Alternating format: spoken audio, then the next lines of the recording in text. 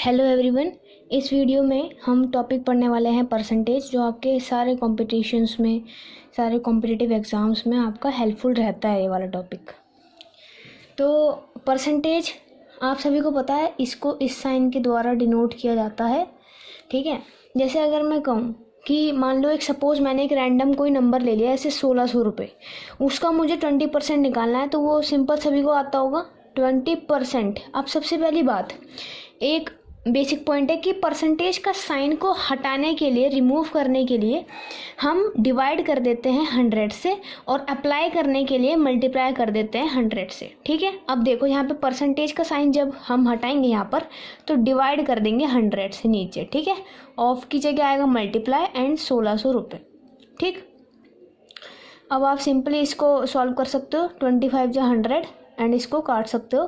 5 3 जा 15 2 320 आंसर आ जाएगा। यानी 20% मतलब 20% भाग 1600 रुपये का 320 रुपये है, ये हमने निकाल दिया। ठीक है, ऐसे ही हम 25% में निकाल सकते हैं।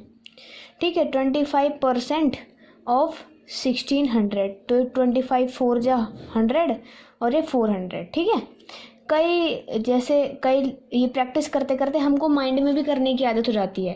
जैसे अगर मैं कहूँ इसका 10% निकालो, तो 10% हमारा सिंपली निकल जाता है। कैसे? ये 1600 रुपये है, इसमें से पीछे से एक ज़ीरो हटा दो, बस पीछे से एक ज़ीरो हटाने से आपका आंसर आ जाएगा, यानी 160 रुपये। इसका 10% आ जाएगा। करके देखना है तो परसेंटेज का साइन हटेगा 10/100 इंटू 1600 रुपये, कटेगा 160।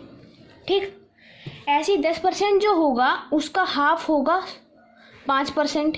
ठीक है, अगर 1600 रुपये का 5% आपसे कोई पूछे तो 10% जो निकला उसका हाफ, यानी कि 80 रुपये। ठीक है, आप अपने माइंड में भी प्रैक्टिस इतनी हो जाती है कि माइंड में भी हम अच्छे से कैलकुलेट कर पाते हैं। जैसे अगर कोई कहेगा इसका 1% निकालो, तो 1% में क्या, पीछे से 2 जीरो हटा दो, और 10% में क्या, पीछे से 1 जीरो हटा दो। ठीक है, ऐसी 5% पूछेगा तो 10% का जो होगा अपने मन में निकालो और हाफ कर दो, यानी कि 80 रुपये। ठीक है, आप निकाल के भी देख सकते हो। 5/100 इंटू 1600 जो आ जाएगा हमारा 80 रुपीज़। सॉरी, रुपीज़ तो है नहीं, तो खाली 80 आ जाएगा आपका आंसर।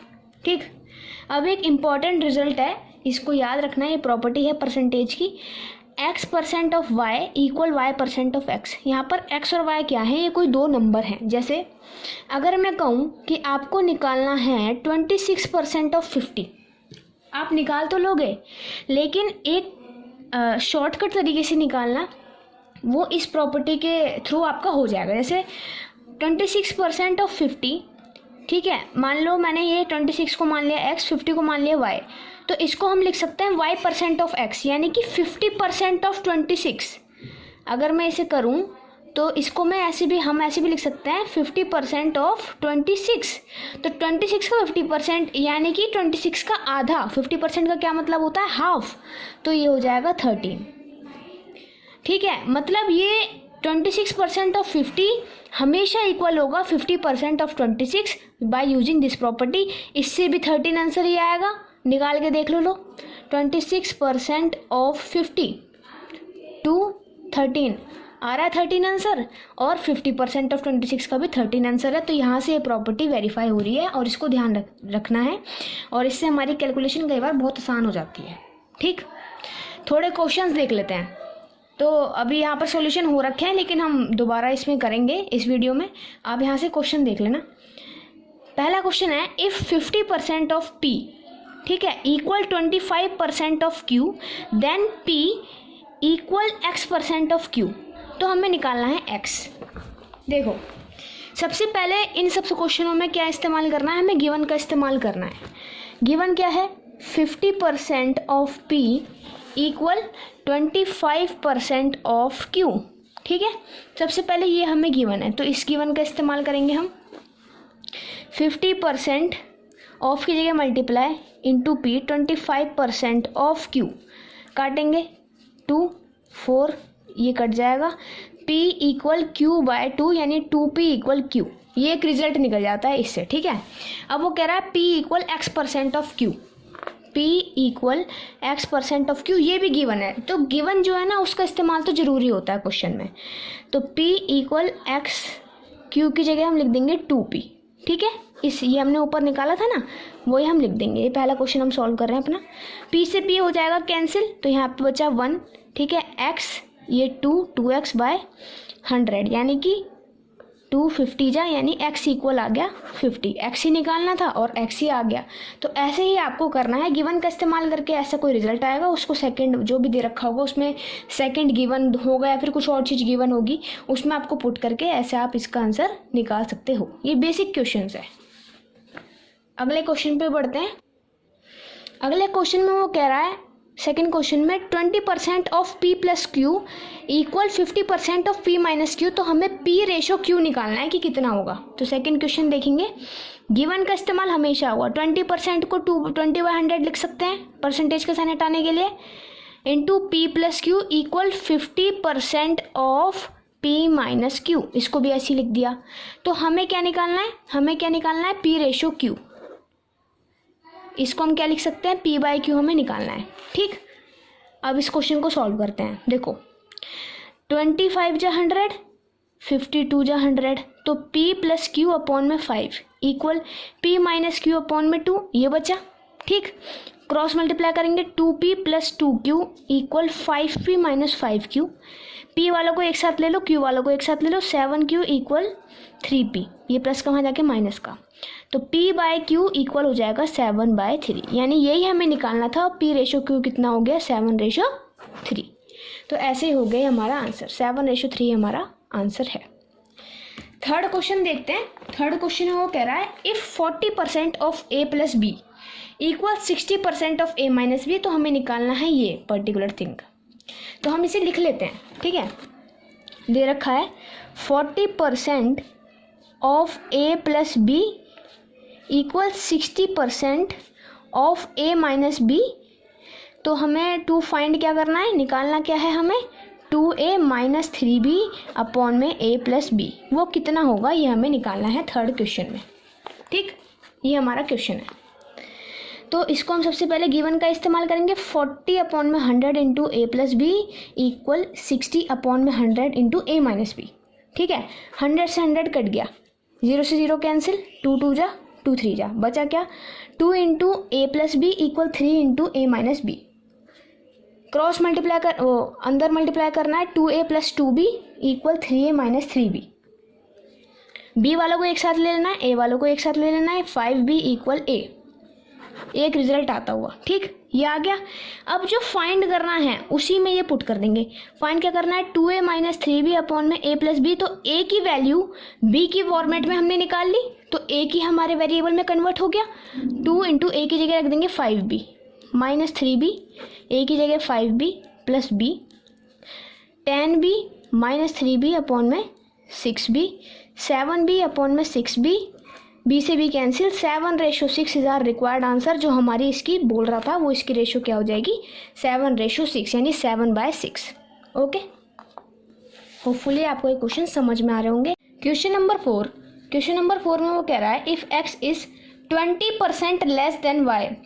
x जो है वो y से 20% लेस है, यानी x जो है y जितना है उससे 20% लेस है, यानी कि y माइनस 20% ऑफ y। इसको ऐसे लिखते हैं, जैसे अगर यहाँ पे लिखा है x is 20% less than y, तो इसका मतलब है x equal y minus 20% of y, क्योंकि y से 20% लेस है। और किसका 20%, y का ही तो होगा, उसी से ही तो 20% लेस है, यानी x इक्वल एलसीएम लेंगे 80y अपॉन में 100, ये इसकी वैल्यू आ गई, ठीक है।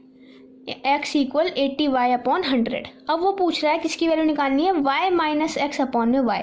x को y के टर्म्स में हमने मेज़र कर लिया है, अब इसको हम सिंपली एक वेरिएबल में ये कन्वर्ट हो चुका है। तो पहली वैल्यू इसकी निकालनी है, सेकंड निकालनी है x अपॉन में x माइनस y, इसकी वैल्यू, ठीक। तो पहले इसकी निकालते हैं, y की जगह y, x की जगह 80y अपॉन में 100, y की जगह y, x की जगह x की जगह x, y की जगह x की जगह आ जाएगा हमारा 80y अपॉन में 100, 80y अपॉन में 100, और y की जगह आ जाएगा y, ठीक है। ऐसे हमने पुट कर लिया। अब आप इसको सॉल्व कर सकते हो आगे 20y/100 और ये y ऊपर जाके ऐसे 1 - y हो जाएगा, y से y हो जाएगा कैंसिल, आंसर आएगा 1/5। इसका आंसर 1/5 आ गया।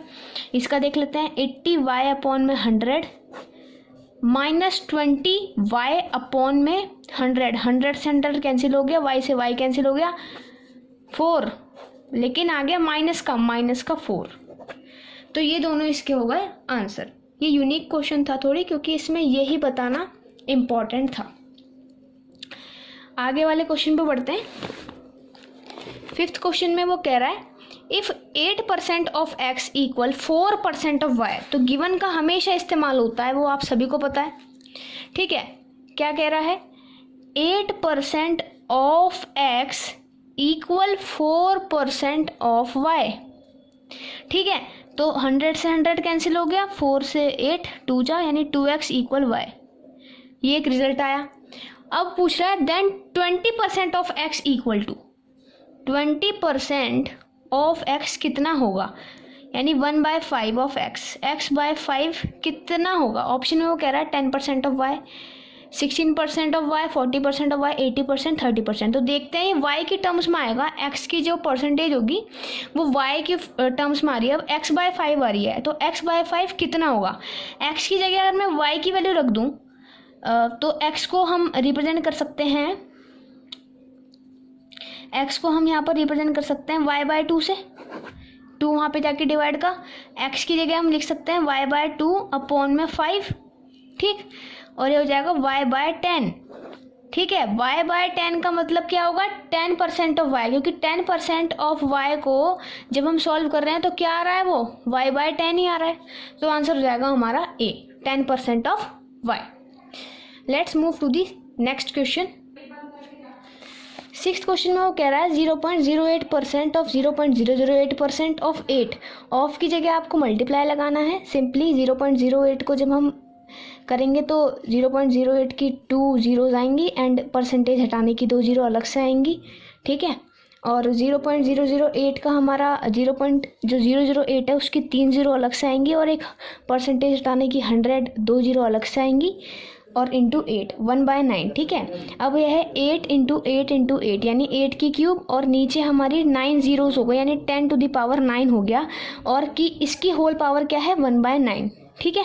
अब इसको हमने कैसे सॉल्व किया, अब ये जो पावर होती है ये होल है, ये वाली प्रॉपर्टी लगा ली हमने, a की पावर m और b की पावर n।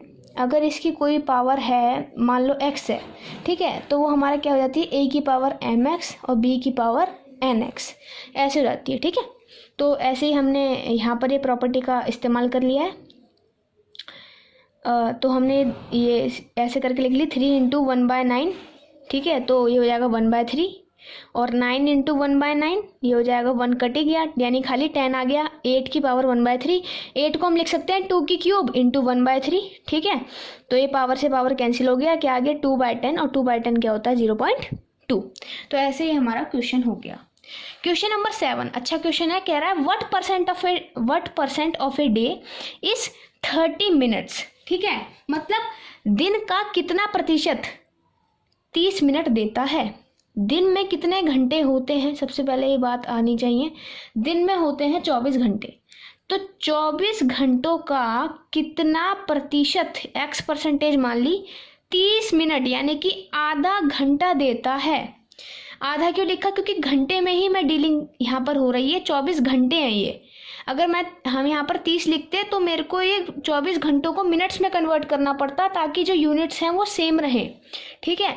तो अभी मिनट्स को मुझे आर में कर लिया है, 30 मिनट यानी कि आधा घंटा यानी हाफ एन आवर, और 24 आवर एक दिन में होते हैं। 24 आवर का x% हमारा हाफ आवर होता है, यानी 30 मिनट्स होता है। तो 24 × x/100 इक्वल 1/2 सॉल्व कर सकते हो। x इक्वल ये 100 अपॉन में 48 ये हो गया, ठीक है। ये यहाँ पर मल्टीप्लाई में डिवाइड में हो गया, ये डिवाइड में मल्टीप्लाई में हो गया। 2 से काट सकते हो, 2 4 50 2 25 सॉल्व करोगे तो ये हमारा आ जाएगा 224। हम इसे सॉल्व कर लेते हैं। 24 1 0 ना जाने का 0, ठीक है। अब ये हो जाएगा 8 जा 96, 4